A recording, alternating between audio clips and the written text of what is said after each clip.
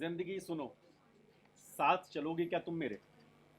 क्या पता कहानी हम नहीं लिख दें, अगर हाथ थाम लो तुम। ये एक कविता है। अखिलेश शर्मा एक नए कवि हैं। हम बड़े बड़े कवियों को सुनते हैं, उनसे बातें करते हैं, उन पर चर्चाएं भी काफ़ी होती हैं।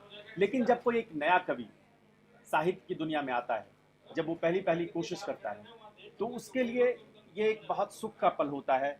लेकिन क्या वो कविताएं उन लोगों तक पहुंचती हैं, वहां तक जाती हैं जिनके लिए वो कवि लिख रहा होता है? ये एक बड़ा सवाल है।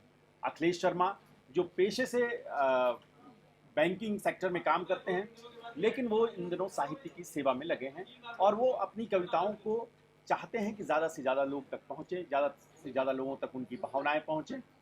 इसी क्रम में उन्होंने अपनी बहुत जीतोड़ कोशिशों के बाद एक पुस्तक नुमा शक्ल में अपनी कविताओं का पहला संग्रह लेकर आए हैं और वो इन दिनों बहुत खुश हैं और वो घूम घूम कर अपनी कविताओं का पाठन कर रहे हैं, वाचन कर रहे हैं और लोगों से इस पर बातें कर रहे हैं।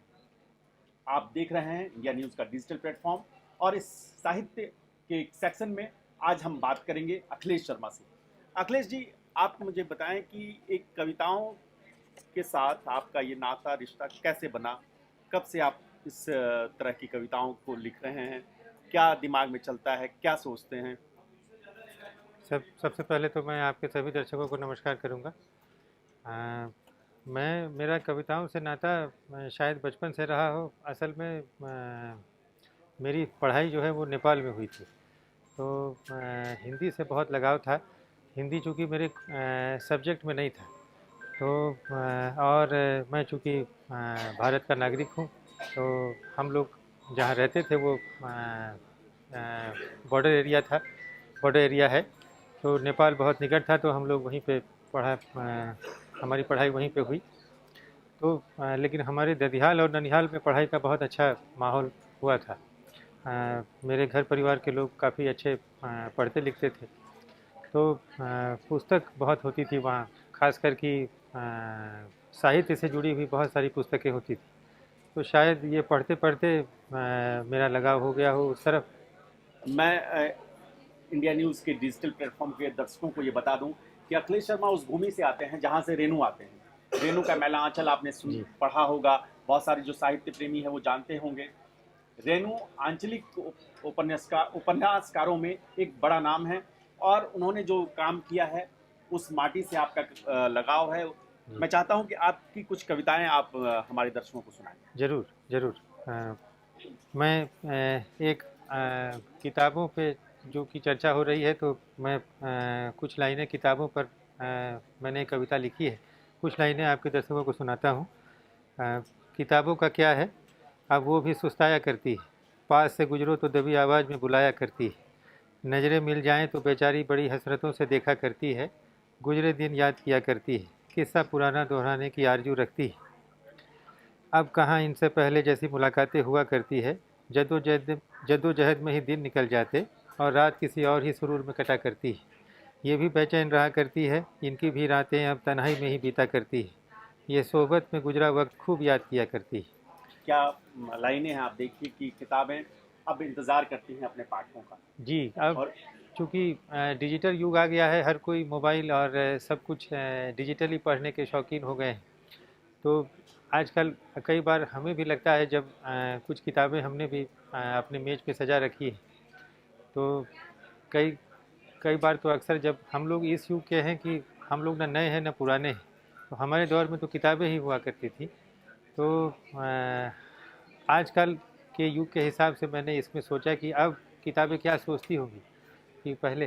तो ये एक कवि की कल्पना है कि किताबें तन्हाई में कैसे अपने पाठकों को ढूंढ रही हैं।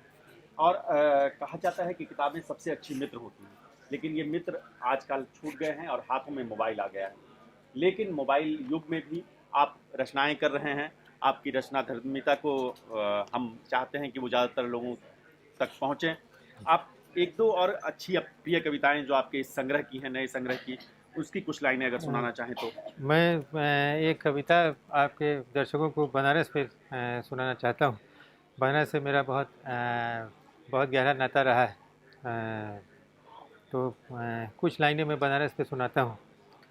बनारस के रस में, काशी के कस में, वरुणा और अस्सी के तट में, दशाश्वमेध, तुलसी और हरिश्चंद्र की सीढ़ियों में, यहाँ के कई कई घाटों में, जीवन और मरण मानो जैसे मनता यहाँ त्योहारों में, हर्ष में, उत्कर्ष में, आह्लादित कर देने वाली इस नगरी में, मोक्ष के इस पथ में, विश्वनाथ और काल भैरव के द्वार में, माँ अन्नपूर्णा के दरबार में, कलयुग के इस स्वर्ग में, दुनियादारी के रण को छोड़ भागता फिरता मैं, मस्त मौला मस्त मलंग होके मैं, कुछ पल यहाँ आकर ठहर जाता मैं, इनमें कहीं खुद के लिए कुछ पाता हूँ मैं, कुछ देर को खो जाता हूँ मैं।